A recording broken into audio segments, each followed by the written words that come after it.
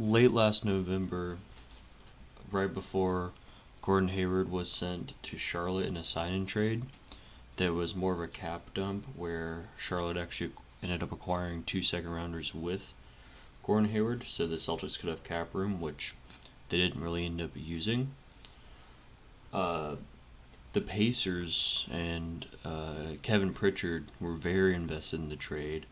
Hayward wanted to be in Indy. The Pacers were going to pay him, but the two sides couldn't reach a deal because the Celtics wanted Miles Turner and in addition either T.J. Warren or Victor Oladipo at the time, which was probably good for the Pacers because we ended up getting LeVert and I think 1 or 2 second-rounders for Vic, which was excellent return. T.J. Warren, though, didn't even end up playing last year, and although Hayward got hurt, he still played at an excellent level for Charlotte, and they view him as a building block on their teams with LaMelo, Bridges, etc.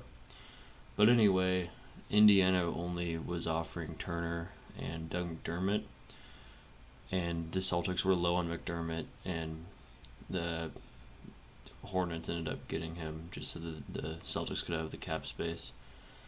And now the Pacers don't even have McDermott. So I just wanted to look back at it and kind of consider like where things would be with the organizations had the trade gone through. So theoretically, if the Pacers had sent Warren and Turner, it would have been pretty much a salary match. So Warren still probably wouldn't have played for the Celtics last season, but they really could have used Turner, especially given all the injuries they had and the lack of depth they had in the interior. So I do think that Turner could have helped them win a few more games, maybe get out of the lower seed that they had, where they had to play Brooklyn, and that series didn't go well for them, even though Tatum played super well. And then for the Pacers, had they gotten Hayward for Turner and Warren, I'm taking Vic out of this because of the LeVert trade. Had they gotten Hayward for Turner and Warren, it meant Sabonis could have played his more natural position at center.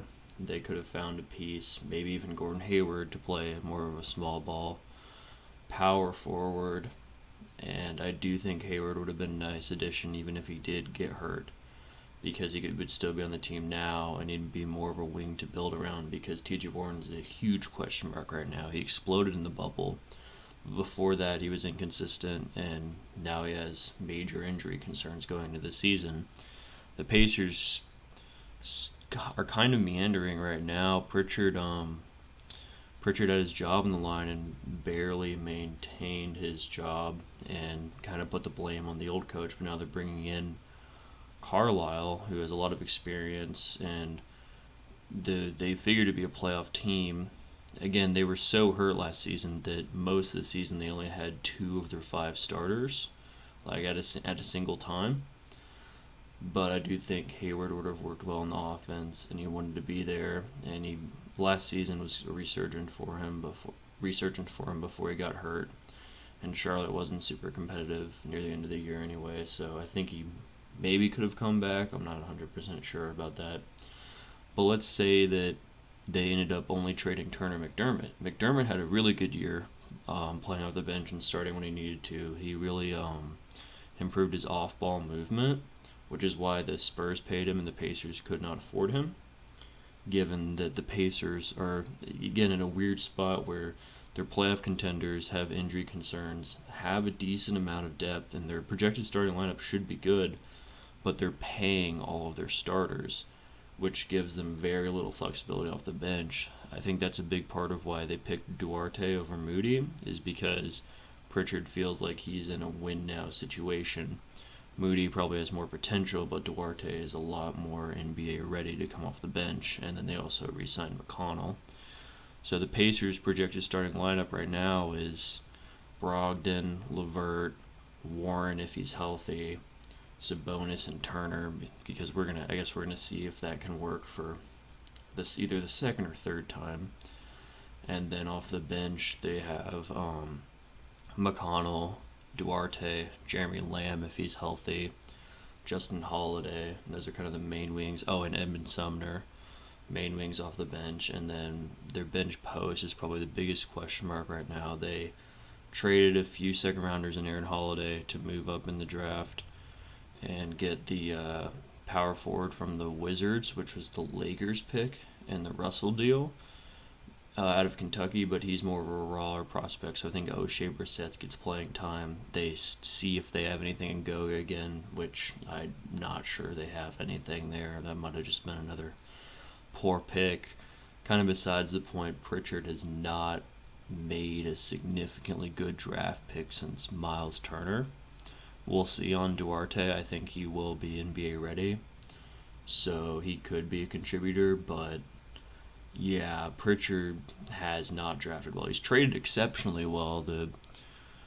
Obviously the big one would be the Paul George for the Sabonis trade, but the LeVert trade I think, was also an excellent trade.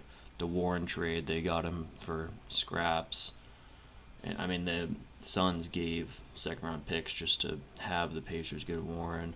The Brogdon trade was maybe a little unnecessary because the Bucks probably weren't going to match him at the time, and then the Pacers sent them like a 1 for a 2 just for the sign and trade. So that might have been a little over the top. He's a great player, and I'm glad we have him, but that part of the trade might have been a little over the top.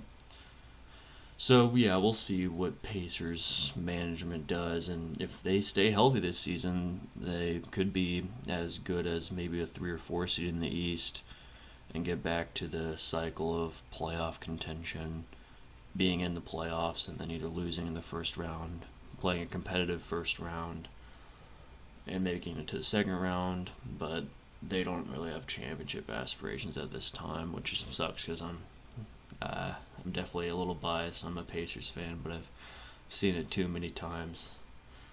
So yeah, I think the trade could have been good for the Pacers.